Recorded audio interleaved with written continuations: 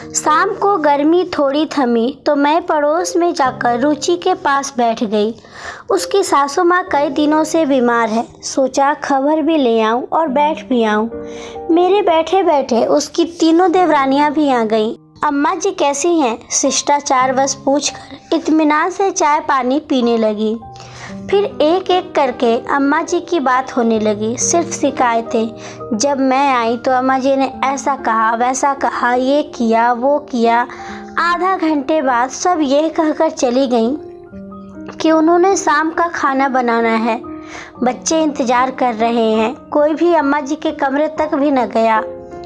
उनके जाने के बाद मैं रुचि से पूछ बैठी, रुचि अम्मा जी आज 1 साल से बीमार है और तेरे ही पास है। तेरे मन में नहीं आता कि कोई और भी रखे या इनका काम करे? माँ तो सबकी है। इसका उत्तर सुनकर मैं तो जड़ सी हो गई।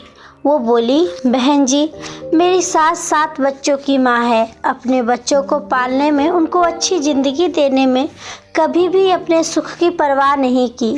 सबकी अच्छी तरह से परवरिश की।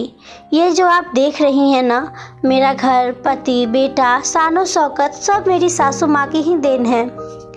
अपनी अपनी समझ है। मैं तो सोचती हूँ इन्हें क्या क्या खिला पिला दूँ, कितना सुख दूँ। मेरे बेटे बेटी अपनी दादी माँ के पास सुबह शाम बैठते हैं। उन्हें देखकर वो मुस्कुराती हैं। अपने कमज़ोर हाथों से वो उनका माथा, चेहरा और शरीर सहलाकर उन्हें जी भर कर दुआएं देती हैं। जब मैं इनको नहलाती, खिलाती पिलाती हूँ और इनकी सेवा करती हूँ तो जो संतुष्टि के भाव मेरे पति के चेहरे पर आते हैं, उसे देखकर मैं धन्य हो जाती हूँ।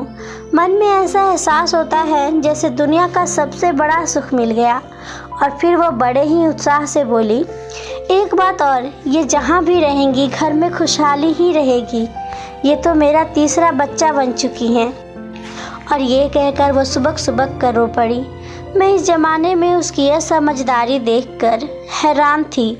मैंने उसे अपनी छाती से लगाया और मन ही मन उसे नमन किया और उसकी सराहना की कि कैसे कुछ निहित स्वार्थी लोग, अपने ही लोग तरह तरह के बहाने बना लेते हैं तथा अपनी आज़ादी और ऐशो आयासी के लिए अपनी प्यार एवं ममता की मूरत को ठुकरा देते हैं।